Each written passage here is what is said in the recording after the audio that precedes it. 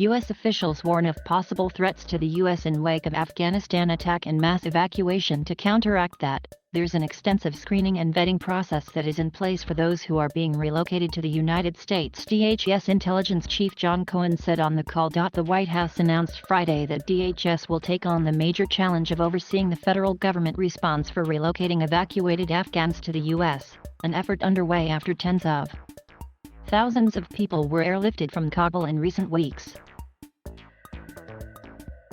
All Afghans heading to the U.S. are vetted against classified and unclassified information.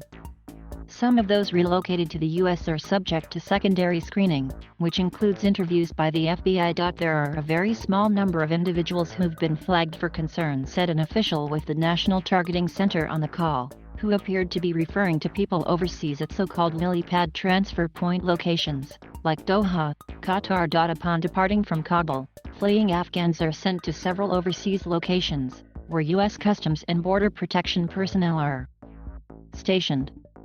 At that time, most evacuees provide biographic and biometric information, and are checked against U.S. databases. Once these subjects are determined to be green, meaning there is no derogatory information, their information is pushed ahead to be manifested for U.S.-bound flights, the official said. There is additional screening and vetting when the evacuees arrive in the U.S., which has been at Washington Dulles International Airport, but is expanding to Philadelphia soon. For those who fail primary screening upon arrival to the U.S., CBP conducts secondary screening that includes FBI support for interviews as needed, CBP's James McCammon said on the call.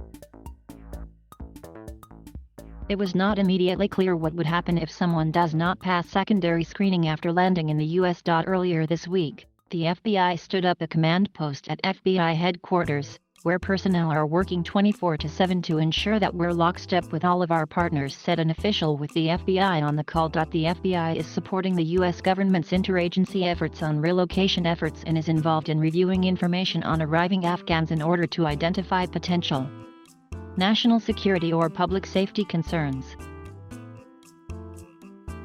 We don't have any specific intelligence regarding foreign terrorist organizations using this as an opportunity. We cannot discount that it is a possibility, the FBI official said, calling for the U.S. to remain vigilant. The FBI also anticipates a potential increase in domestic terrorism rhetoric from racially or ethnically motivated extremists, as well as anti-government or anti-authority extremists who may be motivated or inspired by the situation, the official added. From a DHS perspective, the second significant security threat for the U.S. is whether people already in the U.S., who may be inspired by narratives associated with Al-Qaeda, ISIS, or other foreign terrorist groups, will view the events in Afghanistan as an opportunity to engage in violence here at home, Cohen said. The ability to detect threats from homegrown violent extremists represents a challenge for officials because there may not be direct intelligence prior to an act of violence being committed, according to Cohen. It's really important that we continue to maintain awareness of suspicious activities that may come to the attention of frontline personnel, he said. The third threat concern, from an immediate perspective, comes from individuals who are inspired or motivated to commit violence based on their connection with a domestic violent extremist narrative. Among anti-government and white supremacist groups, several narrative trends have emerged on online platforms related to concerns that the relocation of Afghans to the U.S. would lead to a loss of control and authority by the white race, which is known as the Great Replacement concept, Cohen said. There are concerns that those narratives may incite violent activities directed at immigrant communities, certain faith communities, or even those who are relocated to the United States, he added. Additionally, there are narratives framing the activities of the Taliban as a success, with commentary focusing on potential acts of violence directed at U.S. government, law enforcement, and others who are symbols of the current government structure.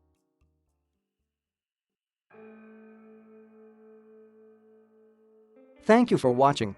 Please subscribe